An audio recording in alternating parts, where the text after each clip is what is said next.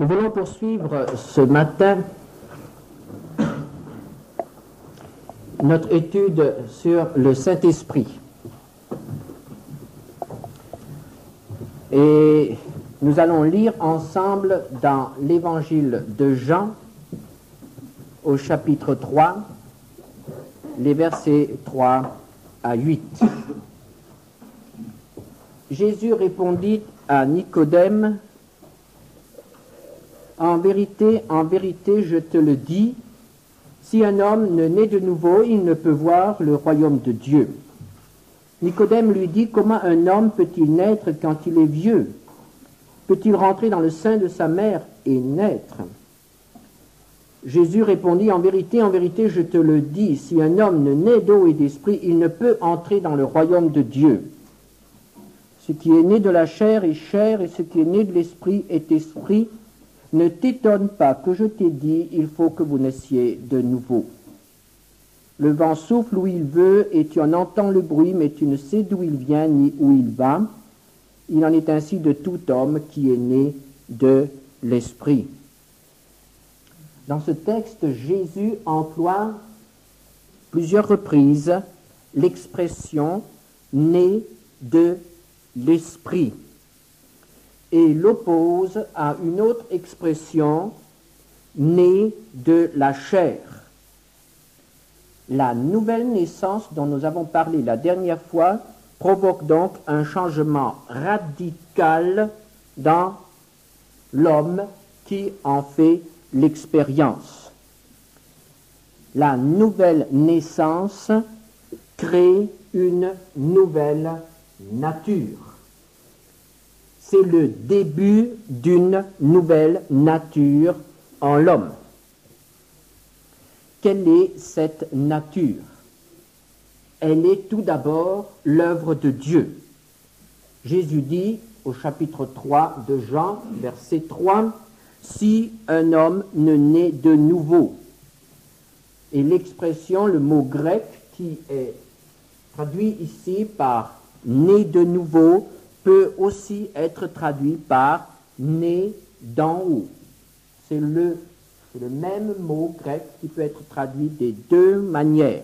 Et les deux manières sont bonnes. La nouvelle naissance est quelque chose de nouveau et a son origine auprès du Père. L'homme qui naît de nouveau est un homme qui naît d'en haut, alors que par nature, nous sommes d'en bas. L'apôtre Jean nous dit dans Jean 1, versets 12 et 13, que nous sommes des enfants de Dieu si nous croyons en Jésus, si nous le recevons. Et il dit enfants de Dieu, lesquels sont nés non du sang, ni de la volonté de la chair, ni de la volonté de l'homme, mais de Dieu. Il est donc bien clair, la nouvelle naissance est l'œuvre de Dieu. Prenons encore un texte de l'Ancien Testament, dans Ézéchiel 36, au verset 25 à 27, nous lisons « Je répandrai sur vous une eau pure, et vous serez purifiés. Je vous purifierai de toutes vos souillures et de toutes vos idoles. Je vous donnerai un cœur nouveau, et je mettrai en vous un esprit nouveau. J'ôterai de votre corps le cœur de pierre, et je vous donnerai un cœur de chair. Je mettrai mon esprit en vous, et je ferai que vous suiviez mes ordonnances, et que vous observiez et pratiquiez mes lois. » Et en lisant ce texte, j'attire votre attention sur les verbes, les sujets de ces verbes. Vous remarquez, je vous donnerai, je mettrai, j'ôterai, je vous donnerai, je mettrai, je ferai. C'est Dieu qui parle. Et il insiste sur ce fait que c'est lui qui a l'initiative, que c'est lui qui est à l'œuvre. C'est lui qui fait tout dans cette œuvre de régénération, dans ce changement de cœur, dans cette création de la nouvelle nature. Et c'est pourquoi l'apôtre Paul, quand il écrit aux Éphésiens au chapitre 4, verset 24, dit que la nouvelle nature est l'œuvre de Dieu, l'homme nouveau, créé selon Dieu, dans une justice et une sainteté que produit la vérité. La nouvelle naissance n'est donc pas une évolution. La nouvelle naissance n'est donc pas quelque chose à laquelle on parvient en prenant certaines habitudes nouvelles. La nouvelle naissance est le résultat d'une crise. Et nous avons vu la dernière fois que cette crise doit être une conversion sincère. Ça, c'est la part de l'homme. C'est l'homme qui se donne à Dieu. C'est l'homme qui reconnaît ses péchés. C'est l'homme qui les abandonne. C'est l'homme qui accepte que Jésus est mort pour lui sur la croix et qui lui fait confiance quant à son salut, à son pardon. C'est l'homme qui accepte un maître nouveau après avoir servi Satan, le monde, le péché, après s'être servi lui-même. L'homme change de maître et il accepte Jésus-Christ, le maître, le Seigneur. Et à partir du moment où il accepte ce maître nouveau, le Fils de Dieu, à ce moment-là, il devient un être nouveau. Il reçoit par la venue de l'Esprit de Dieu une nature nouvelle. 2 Corinthiens 5, verset 17, « Si quelqu'un est en Christ, il est une nouvelle créature. Les choses anciennes sont passées, voici toutes choses sont devenues nouvelles. » Et ces choses nouvelles, c'est une transformation de notre comportement, de notre manière de penser, d'agir, de réagir. Transformation de notre but. Transformation du comportement, par exemple, à l'égard du péché. 1 Jean 3, verset 9. Quiconque est né de Dieu ne pratique pas le péché, parce que la semence de Dieu demeure en lui, et il ne peut pécher parce qu'il est né de Dieu. J'insiste sur le mot pratiquer le péché, c'est-à-dire le faire constamment, consciemment, et s'y sentir à l'aise. Un homme qui a été régénéré par l'Esprit de Dieu ne se sent pas à l'aise dans le péché. Changement de comportement à l'égard de la parole de Dieu. Romains 7, 22. Je prends plaisir à la loi de Dieu selon l'homme intérieur. L'homme nouveau aime les choses de Dieu, puisqu'il est né de Dieu. Il se plaît dans les choses spirituelles. Il aime la parole de Dieu. Il aime parler avec Dieu, c'est-à-dire il aime prier. Il aime parler de Dieu. C'est ce que nous appelons le témoignage. Il aime servir Dieu. Il aime vivre pour Dieu. Il aspire à être en toute chose agréable à Dieu. Voilà ce qu'est l'homme nouveau. Quelque chose qui est créé par Dieu et quelque chose qui est différent de notre propre nature. Mais une grande question se pose. Est-ce que cet homme nouveau, cette nature nouvelle que nous recevons au moment de la nouvelle naissance, est-ce que cet homme nouveau a déjà atteint le sommet de son développement? Est-ce que nous pouvons dire que l'homme nouveau est, dès le départ, dès le moment où nous le recevons, un être spirituellement adulte, Est-ce qu'il est parvenu à la stature parfaite de Christ? Très souvent, on fait une erreur à ce sujet.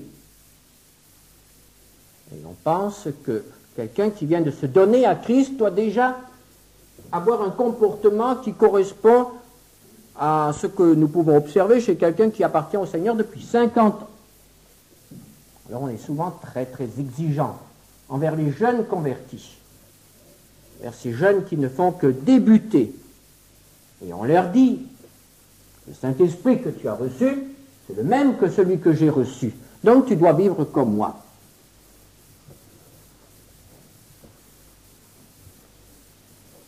La nouvelle naissance est comme la naissance physique.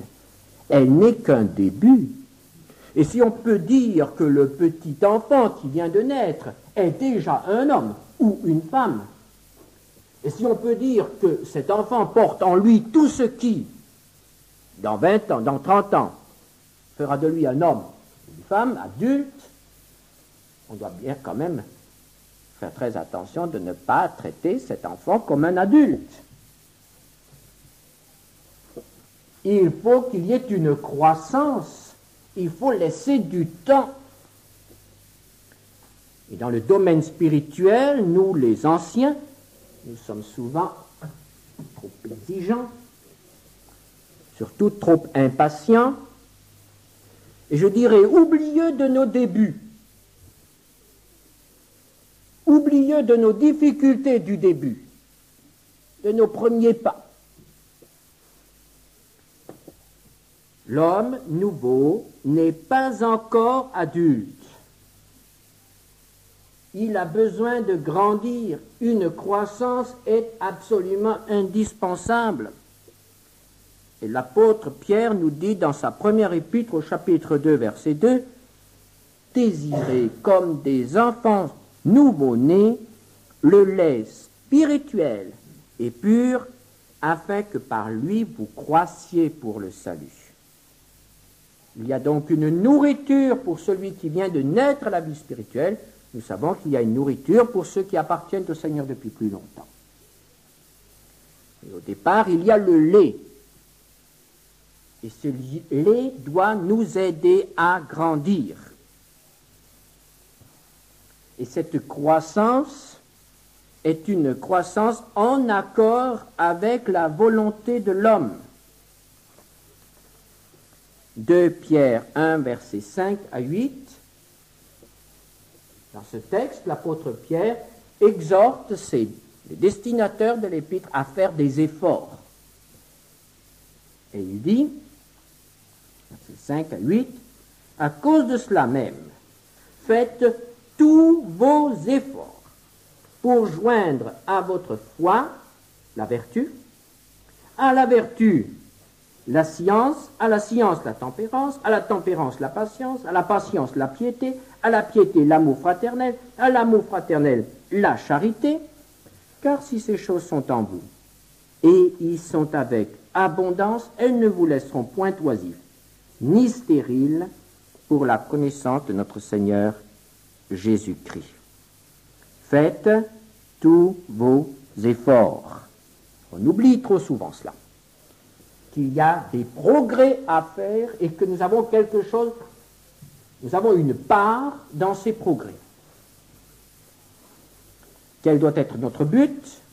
Éphésiens 4, verset 13, « Jusqu'à ce que nous soyons tous parvenus à l'unité de la foi et de la connaissance du Fils de Dieu, à l'état d'homme fait, à la mesure de la stature parfaite de Christ. » Dieu veut que nous parvenions à l'état d'homme fait. Que l'homme spirituel en nous se développe et atteigne cette stature d'adulte qui se caractérise par la stabilité et par la capacité de porter du fruit.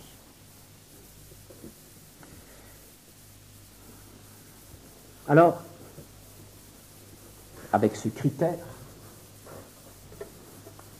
on commence à regarder autour de soi. Et on commence à se demander, est-ce que le frère un tel ressemble à Jésus?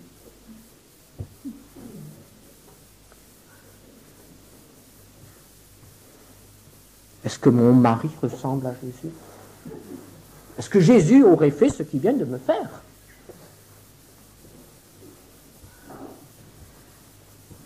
Est-ce que les anciens dans l'Église ressemblent à Jésus? Est-ce que les pasteurs dans l'Église ressemblent à Jésus?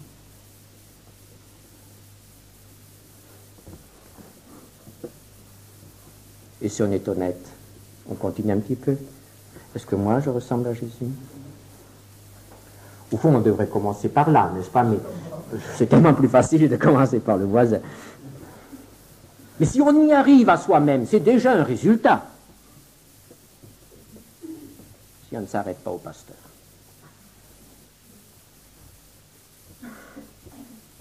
Et quelle est la réponse?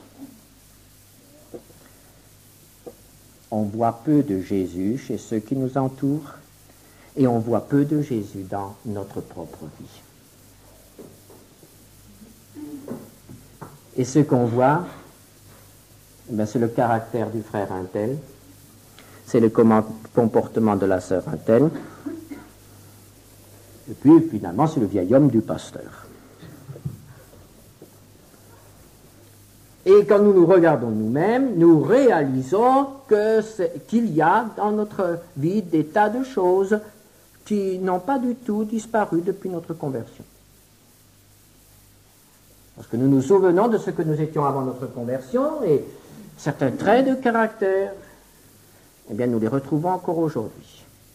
Ils sont là. La nouvelle nature n'a donc pas remplacé l'ancienne. Nous avons cru que, par exemple, la nouvelle naissance correspondait un peu à un échange standard. On a un moteur qui ne marche plus, et bien on va chez le garagiste, on lui dit « mettez-moi un moteur neuf ». Et quand on sort du garage, on a un moteur neuf. Le vieux moteur, eh bien, il est à la casse.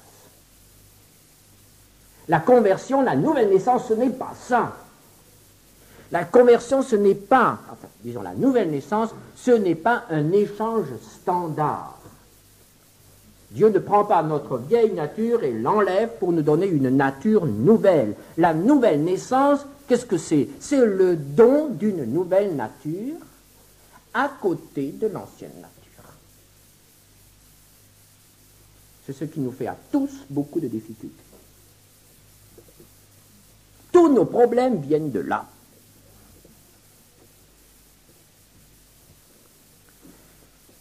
Et alors, évidemment, tout dépend de ce qui domine en nous. Lorsque la nouvelle nature domine, nous sommes très sympathiques, nous sommes très bien. Et lorsque l'ancienne nature ressurgit, alors ça fait de la casse. Ça fait de la casse. C'est un peu comme ces volcans qui ont été endormis depuis 100 ans, depuis des siècles parfois, et tout à coup ils se réveillent, et ça crée des problèmes.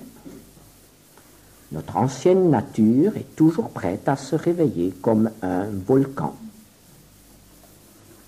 Et on doit même dire qu'elle dort rarement. 1 Corinthiens 3, versets 1 à 3, quel est le résultat lorsque la vieille nature règne? Pour moi, frères, ce n'est pas comme à des hommes spirituels que j'ai pu vous parler, mais comme à des hommes charnels, comme à des enfants en Christ.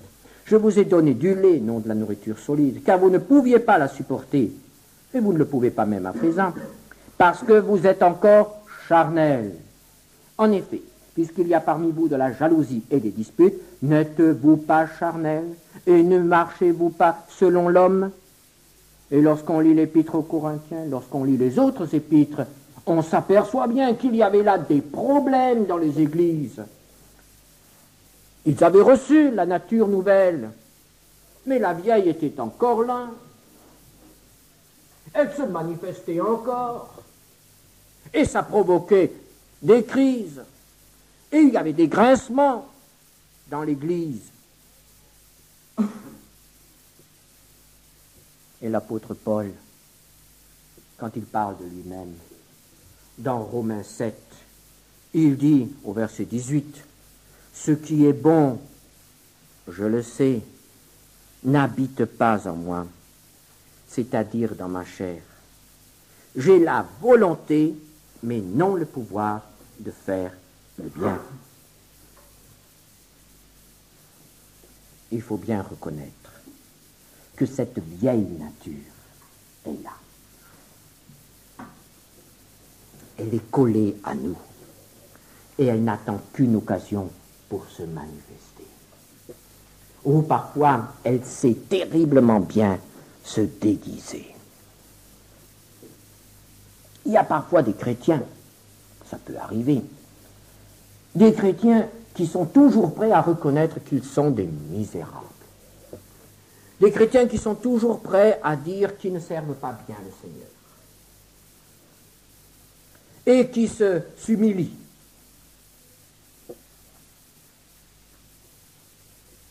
Est-ce sincère? Un petit test nous permet de contrôler. Si nous disons « Oh oui, frère un tel, vous êtes vraiment misérable. » Et encore, vous ne vous voyez pas comme moi je vous vois. Quel sera le résultat? S'il était sincère, il accepte. Sinon, il dit, oh, quand même, hein, il y en a qui sont pires. Hein. Le vieil homme est prêt à s'humilier, mais il attend que nous lui disions que ce n'est pas vrai et qu'il est quand même bien gentil. Et il attend qu'on le flatte, il attend qu'on le regonfle. Le vieil homme. Le vieil homme peut se manifester même dans le zèle pour le service. Parce qu'on peut dire avec l'apôtre Jacques qu'il y a deux zèles. Il y a le zèle spirituel et il y a le zèle charnel. On peut faire de grandes choses pourvu que notre vieil homme soit alimenté. Notre vieil homme sera toujours prêt à prendre quelque chose pour lui. Ah, il prélève sa commission. Là, il cherche son honneur, il cherche sa gloire. Le vieil homme est prêt à accepter que vous alliez aux antipodes pour servir le Seigneur. Le vieil homme est prêt à accepter que vous alliez dans les tribus les plus primitives et que vous mangiez tous les jours des chenilles rôties. Il est prêt à l'accepter. Mais pourvu qu'il survive, pourvu qu'il en retire quelque chose, peut-être on écrira un livre sur vous.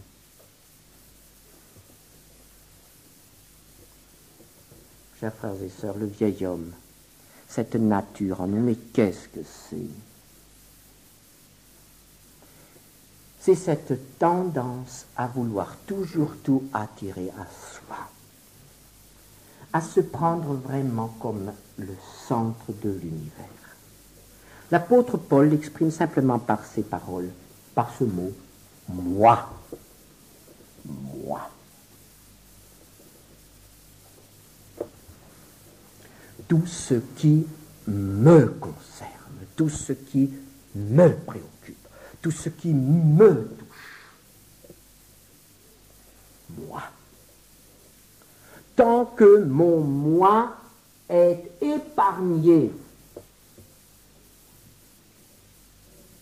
le vieil homme en moi acceptera tout. Tant que mon moi en retire quelque profit que ce soit,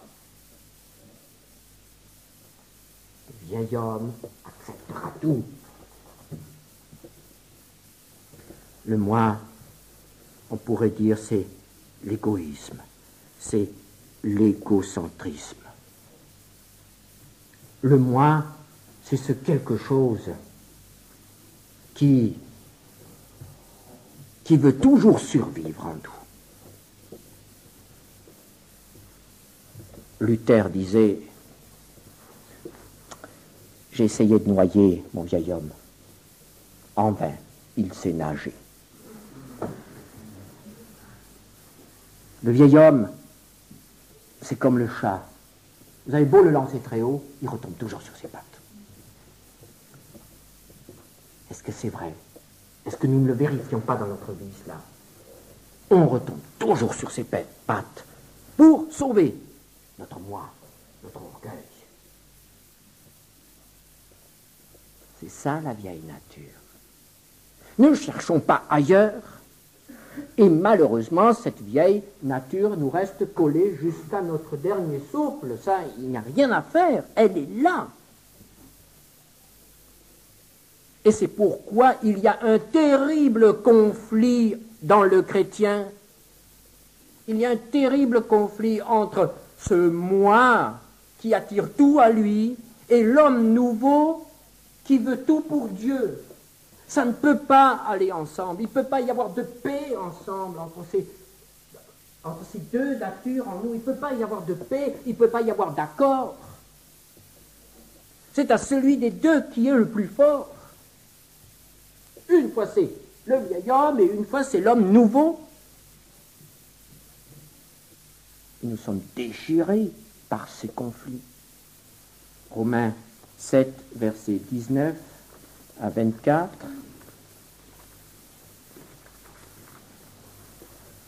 Car je ne fais pas le bien que je veux, je fais le mal que je ne veux pas.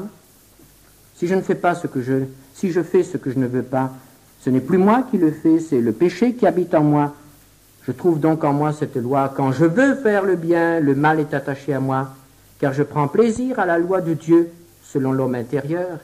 Mais je vois dans mes membres une autre loi qui lutte contre la loi de mon entendement et qui me rend captif de la loi du péché qui est dans mes membres. Misérable que je suis, qui me délivrera du corps de cette mort? Un peu plus loin, Romains 8, verset 6, l'affection de la chair, c'est la mort.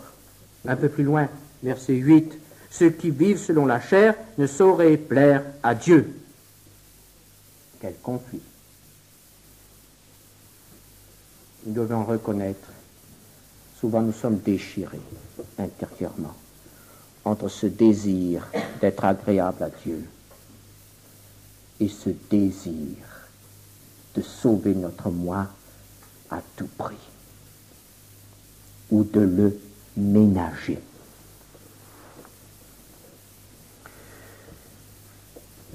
Dieu nous a donné une nouvelle nature et cette nouvelle nature doit grandir. Dieu ne veut pas que nous restions déchirés intérieurement. Il nous a sauvés et le salut, ce n'est pas simplement de nous donner une nouvelle nature et ensuite le Seigneur nous dit débrouille-toi. Christ, nous dit la parole de Dieu, a crucifié notre vieille nature. Romains 6, verset 6. Sachant que notre vieil homme a été crucifié avec lui afin que le corps du péché fût détruit, pour que nous ne soyons plus esclaves du péché. Comment a-t-il crucifié notre vieil homme? Eh bien, Jésus n'a jamais fait sa propre volonté. Il était obéissant à Dieu jusqu'à la mort. Et ainsi il a vécu. Il y a eu, dans l'histoire de l'humanité, un homme, Jésus de Nazareth, qui n'a jamais fait sa propre volonté. De manière indépendante, évidemment, de Dieu. Car Dieu ne veut pas que notre volonté disparaisse. Il veut qu'il y ait accord. Mais lorsque notre volonté se manifeste de manière indépendante, alors là, il y a des accords. Jésus a crucifié ce que la Bible appelle le vieil homme en se rendant obéissant jusqu'à la mort sur la croix. Et vous vous souvenez que le baptême du Saint-Esprit m'incorpore dans le corps de Christ et me rend participant de l'œuvre de Christ et de la victoire de Christ. Alors si Christ a vaincu, je peux avoir part, si j'ai été incorporé en lui, si je suis en Christ, je peux avoir part à la victoire de Christ. Et c'est effectivement ce que l'apôtre Paul dit dans Romains 8, verset 2. La loi de l'esprit de vie en Jésus-Christ m'a affranchi de la loi du péché et de la mort. Et vous remarquerez, ce n'est pas « va m'affranchir », c'est quelque chose qui s'est passé. Ça s'est passé le jour où Jésus a été crucifié. Et c'est pourquoi la victoire est possible. Romains 8, verset 12. Ainsi donc, frères, nous ne sommes point redevables à la chair pour vivre selon la chair. L'ancienne nature est encore en nous, mais elle n'a plus de droit sur nous. Elle se manifeste comme si elle avait des droits. Lorsque nous lui donnons ses droits, elle les prend. Mais juridiquement, elle n'a plus ses droits. Elle n'a plus aucun droit sur nous. Elle n'a que les droits que nous lui concédons. Et c'est là que vient notre part. Dieu a remporté la victoire en Jésus-Christ. Dieu nous donne la victoire en Jésus-Christ par son esprit. Et maintenant, qu'est-ce que je dois faire pour avoir cette victoire? Et tout d'abord, croire que c'est vrai. Croire que c'est vrai. Croire que ce que la Bible dit est pour moi. Croire que la victoire de Jésus est pour moi. Alors, je dois le croire. Chapitre 8 des Romains, chapitre 6 des Romains, au verset 11. Ainsi, vous-même, regardez-vous comme morts au péché et comme vivants pour Dieu en Jésus-Christ. C'est-à-dire prendre acte de cette victoire. Comme à un certain moment de notre expérience spirituelle, nous avons pris acte que nous sommes devenus enfants de Dieu. Il faut que nous prenions acte que notre vieil homme a été crucifié sur la croix. Et ensuite, il faut agir. Alors l'apôtre Paul est très clair. Prenons Colossiens 3, versets 5 à 9. Colossiens 3, 5 à 9. Faites donc mourir les membres qui sont sur la terre. L'impudicité, l'impureté, les passions, les mauvais désirs et la cupidité, qui est une idolâtrie. Et Paul s'adresse à des chrétiens, là, et il nomme les péchés par leur nom. C'est à cause de ces choses que la colère de Dieu vient sur les fils de la rébellion, parmi lesquels vous marchiez autrefois lorsque vous viviez dans ces péchés. Mais maintenant, renoncez à toutes ces choses, à la colère, à l'animosité, à la méchanceté, à la calomnie, aux paroles déshonnêtes qui pourraient sortir de votre bouche. Ne mentez pas les uns aux autres, vous étant dépouillés du vieil homme et de ses œuvres. Dépouillez-vous. Cela implique un accord. Cela implique une collaboration. Cela implique une vigilance. On ne peut pas se dépouiller de quelque chose dont on ignore la présence. Alors il faut d'abord examiner notre vie et voir pourquoi nous réagissons de telle manière, pourquoi nous nous comportons d'une certaine manière. Il faut les repérer, ces choses-là, et reconnaître derrière elles peut-être de l'orgueil, peut-être de l'égoïsme, peut-être autre chose. Et quand on les a repérés, il faut vraiment dire, Seigneur, cette affaire-là, avec ton aide, je veux m'en dépouiller. Il y a une collaboration, il y a un accord qui doit intervenir entre Dieu et moi, entre la volonté de Dieu et ma propre volonté, qui n'a pas disparu. C'est un dépouillement, on ne peut pas se dépouiller d'un coup de tout. Mais il faut être conscient de certaines choses. et s'y attaquer avec l'aide du Seigneur. La volonté est nécessaire. Chers frères et sœurs, dans ce domaine, le miracle ne consiste pas à être transformé en un clin d'œil, mais le miracle consiste à ce que lorsque nous voulons vraiment être dépouillés de certaines choses, Dieu nous en donne le pouvoir. Il y a des gens qui prient pour un réveil ou pour une expérience spirituelle dans leur vie, justement pour régler ce problème du vieil homme en eux. Mais le miracle ne sera pas possible en un clin d'œil, parce qu'il n'y a pas d'échange standard, et parce que la vieille nature restera avec nous jusqu'au moment du retour du Seigneur ou de notre mort, et parce qu'à chaque instant de notre vie, Dieu demande notre collaboration consciente. Le miracle ne se situe pas là, il se situe ailleurs, il se situe dans le fait que lorsqu'un homme veut vraiment se dépouiller, Dieu lui en donne la possibilité. C'est ça le miracle. Et c'est la même chose avec la conversion. Lorsqu'un homme se repent sincèrement, Dieu lui donne le pardon. Lorsqu'un homme veut vraiment accepter Christ, Dieu fait que c'est possible. C'est ça le miracle. Ne le cherchez pas ailleurs. Il faut se dépouiller et il faut aussi, bien sûr, se revêtir. Colossiens 3, versets 10 à 14. Et ayant revêtu l'homme nouveau qui se renouvelle dans la connaissance selon l'image de celui qui l'a créé. Il n'y a ici ni grec, ni juif, ni circoncis, ni incirconcis, ni barbare, ni scythe, ni esclave, ni libre, mais Christ est tout et en tous. Ainsi donc, comme des élus de Dieu, saints et bien-aimés, revêtez-vous d'entrailles de miséricorde, de bonté, d'humilité, de douceur, de patience. Supportez-vous les uns les autres. Et si l'un a sujet de se plaindre de l'autre, pardonnez-vous réciproquement. De même que Christ vous a pardonné, pardonnez-vous aussi.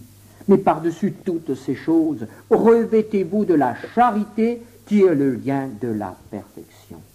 Est-ce que vous remarquez qu'il y a là une collaboration qui est nécessaire? Est-ce que vous remarquez qu'il faut que nous soyons d'accord pour que ces choses se manifestent dans notre vie? Il ne sert à rien de prier pendant toute une existence. Pour certaines choses, il faut les vouloir. Il faut accepter de faire les démarches qui conduisent à cela. Mon expérience dans la cure d'âme montre clairement que certaines personnes sont bloquées parce qu'elles ne veulent pas faire certaines démarches très simples que Dieu leur demande. Et on a beau accuser Dieu après, parce qu'il ne débloque pas la situation. Cela ne sert à rien. Dieu demande notre collaboration. Il y a deux natures en nous. L'ancienne et la nouvelle. La nouvelle qui a en elle tout ce qu'il faut pour arriver à la stature parfaite de Christ. Et l'ancienne qui est vaincue, mais qui veut toujours encore survivre. Lorsque Dieu a conduit son peuple en Canaan, il n'a pas vidé le pays avant la conquête. Mais il a dit, vous avancerez ville par ville. Il y avait un combat à livrer. La conquête n'a pas eu miraculeusement, en ce sens que le pays était vidé et qu'il n'y avait plus d'obstacles. Le miracle dans la conquête de Canaan, c'était que la victoire était chaque fois possible. mais il fallait s'attaquer à chaque ville. Prendre progressivement possession de ce que Dieu avait déjà donné. Dans notre vie, c'est la même chose. Dieu nous a donné une vie nouvelle, une nature nouvelle. Eh bien, nous devons par la foi prendre progressivement possession de tout ce qu'il nous a donné. On en a pour toute la vie. On n'a jamais fini. Mais quelle merveilleuse expérience de pouvoir aller de progrès en progrès. Des efforts, oui, mais n'oubliez jamais que tout ce que Dieu donne, nous ne pouvons le recevoir que par la foi. Et c'est pourquoi la victoire est par la foi. C'est pourquoi la sanctification est par la foi. Et nous verrons un jour